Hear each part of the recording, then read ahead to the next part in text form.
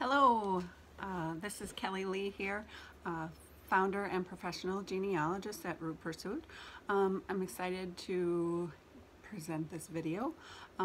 We have a few things coming up, and mostly the purpose of this video is to share a couple of resources that I think are a little bit unknown and also really helpful resources when researching your genealogy. So I'm going to go ahead and introduce you to, if you haven't heard of it already, it's called Chronicling America. It's not my pen. It is by it was created by the Library of Congress, and it's a totally free resource that is all digitized newspapers. There aren't a lot of free newspaper resources. I should say there are a lot out there. There aren't a lot of large databases out there. There are many small databases in library collections that have been digitized, and you can only access those records on the individual library's website. So Chronicling America, it's chroniclingamerica.loc.gov. Now I did see that someone had said that they didn't like it because it was difficult to search, and that different search algorithms will give them better results using it through a paid subscription. So meaning that certain, I'm not sure who it is that offers that service, but basically they connect to the digital database, and I talk with my hands too much. They connect their records through the digital database that is at the Library of Congress. So, and then they apply it to their search algorithm. But what that really means for you, which is I'm sure what you really want to know, is basically every interface that you have has a different search strategy, or so different things that you put into it, different keywords, different combinations of keywords are going to give you different results. They're going to give you, so I kind of look at it like, well, let me put it this way. When I was in school, I had to, I have an information science degree and technology, and we had to, with an emphasis in databases. So basically understanding the structure of databases, how to search databases, because they almost all have different, it's an algorithm, different algorithms for pulling that data out of the database. So what this means is you almost have to use different search strategies for different databases. Now, overall, that sounds like, well, that's too difficult to do. But in general, I just have certain search strategies that I try on every single database. So I use different combinations of keywords, and that usually does it. So, for example, let me give you an example of searching for Chronicling America. You can narrow your search by location, which is generally how most databases allow you to narrow down the search criteria by date and location. So those are always your key items. So what you want to do is narrow it down to the location. I generally start really specific, and then I get broader and broader as I go along. So for instance, I know that let's just say I'm looking for Joseph Culp. He was my ancestor who lived the majority of his life in Switzerland County, Indiana, in the early 1800s. So in chronicling America, the way that I found him was by entering in Joseph Culp, and then I narrowed by location. So basically it gives you a list of the states, and then you can narrow that down to the actual newspapers. So that can be a little bit tricky because you don't always know the names of the newspaper or the region information. So let me just navigate to Indiana on this so I can kind of make sure I'm getting the right information and I'm not mixing up my databases. So yeah, so basically I narrowed it to the state of Indiana, and then it also gives you the opportunity to enter in a date range. Since he was born in the early 1800s, I'm just going to go ahead and put 1800 as my start date and the end date to about 50 years after his death date. Now this is key because most people would think, well, you would just do it until his death date. But what I've found is that, you know, once in a while they'll have a story about the person or their child, and they'll refer to that person post-mortem, basically. So I found if you limit, you can miss some things. So I would definitely encourage you to do the 50 years after, for the date range after death. So what was interesting about this is I entered in, now the first name was too specific. So, and I have noticed this when searching other newspaper databases, that if you enter in the first name, it doesn't yield a lot of results because there generally aren't a lot of articles about, you know, individual people in general. I mean, obviously there's exceptions if someone was well known or whatever, but I found that just sticking to the surname, obviously it can also be difficult if the surname is a common name, but you know, those are, if you have a really common surname, you encounter this problem every database everywhere. So that's just the name of the game. So basically what I ended up finding was that Joseph Culp, I found quite a few articles about him by entering in the county that he was in, I believe. So for this one, I didn't get any results. So let's just go and then see what we get.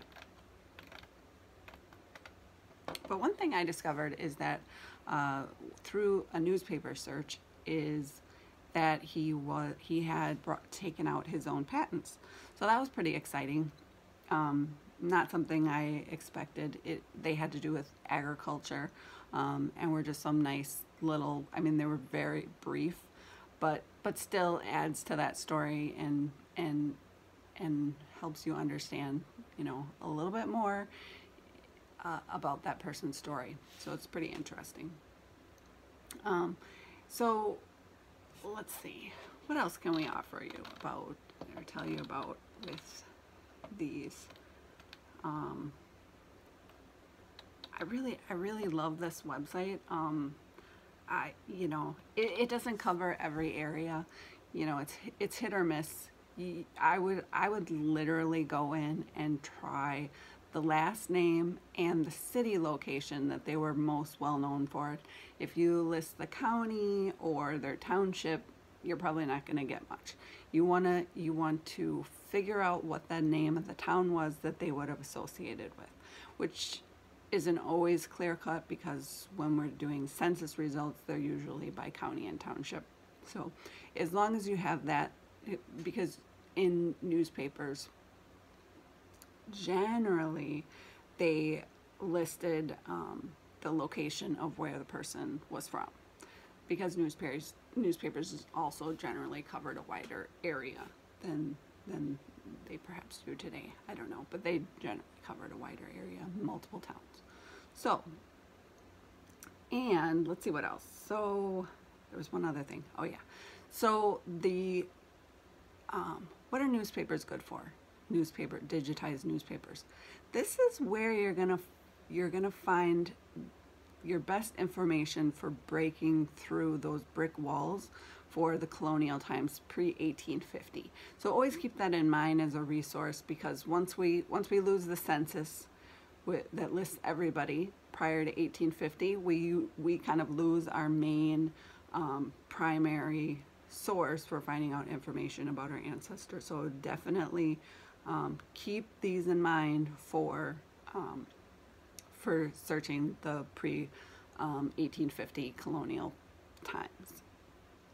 So those are pretty great. And they also, I mean, sometimes when you're going through these, you can, just for fun, I enter in oddball words, and then I limit my date range to like 1750 to 1800, and some of the articles that I've found are quite entertaining just because of the different culture perspectives and so forth. And for instance, one of them I came across was there was actually a witch hunt, and someone like was on trial for being a witch, but it was Ohio in like the early 1800s, and I was like, that was way past the Salem witch trial. So that was pretty interesting.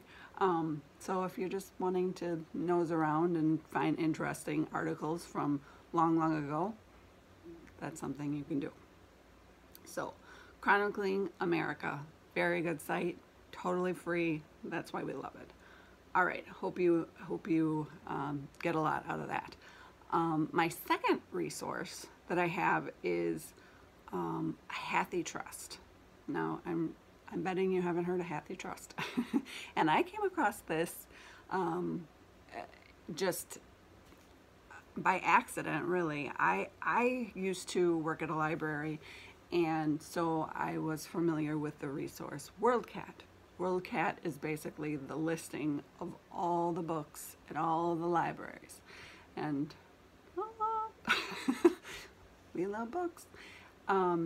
So I was going through the WorldCat database and looking for full text books, full text, that had genealogies or whatever. So the first tip is really a WorldCat tip, which is go in there and look for, search full text. And sometimes it'll lead you to the actual library, and then, or it'll be Google Books, or it will lead you to HathiTrust. So let me just make sure I've got the website correct, and I'll spell it out for you so you know what it is. So HathiTrust Digital Library is basically digitized books online, and there's a lot of them, and there's a lot of genealogy related books that are totally full text and searchable. So, and it's totally open and free. So you just and here's the web address, which I'll also have it in the description at the top of the video. So HathiTrust, HathiTrust.org. Super easy. HathiTrust.org. Digital library. When you go there, you don't even have to log in. It has a login on there. I've never logged in. Let me just make sure that's still true, because you never know. When you get the search button up, yes, that is true. You do not have to log in. Even though there's a login, you don't need to create a login. You can use the site totally without the login. Works great. So you have the option, and it is by default, to search only full text items, or you can search the entire catalog, which would be all books. But I mean, we're really just looking for the ones that have full text. So now that we've got these digitized books, what do we do with it? Well, we enter in surnames. So this is the same strategy that I use for chronicling America.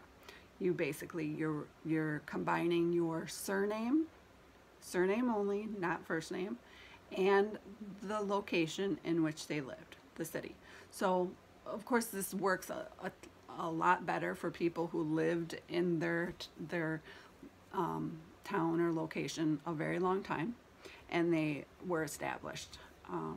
But I've had a lot of luck finding the history of families and relatives and specific biographies and so forth on in this digital library.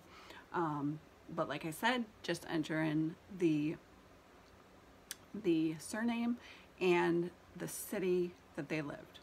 So if you're not sure and you have a couple of different cities, do individual searches with, this is just to make it easy. I'm sure there's a way where you can do them all at the same time using Boolean characters or the advanced full text search. For me, I just do the surname, the city I think it was, hit search, see what I find, then I delete the city and type in a new city that was near them and hit search. And of course, I mean, there's so many books in here. You're gonna be, I'm sure you'll have luck on at least one line in this. It is, and this is another one that it's really a great resource for pre-1850 colonial. So if you've got that brick wall where you're kind of stuck once you hit those early 1800s, this is another resource that I would go to solve those types of brick wall problems. So that just about wraps up that. I will have the links in the description at the top, so check it out. While we're still here, I wanted to let you know what we've got going on at Root Pursuit. We have a lot of exciting things that we're doing. We just added our new canvas prints. So it's a family tree. It's a blank family tree. So you get it and then you use your archival markers. Let me just show you the different types. These are different types of archival fine tip permanent markers. And then you can just hand write your ancestors' names onto the canvas, which is neat because it's kind of handwritten. And then you also don't have to worry about when you purchase these printed canvases of your family trees, you're worried that you're going to get the printing back and there's a mistake on it, or 2 weeks later you broke through a brick wall and now it's not added. So this is a way you can add them as you go. So you can have it on your wall and then you find a new ancestor, you take it down and you just write it on there. So we're pretty excited about that. You can go to our website and go to the shop and see what you think. The other thing that I'm going to be offering now is there's so many requests for brick wall, and while I do offer professional genealogy services, I decided to offer something new, which is what I'm calling the 30 for 30 brick wall. So basically what it is you call me and you get 30 minutes of a phone call with me for $30. So what is the phone call? So it's basically you telling me your questions and problems that you're having, and then I give you research strategies for how to solve those problems. So you're still doing the research, I'm just giving you tips and pointing you in the right direction. So if you're interested in that, you can also check that out in the description, or by heading to the Root Pursuit website.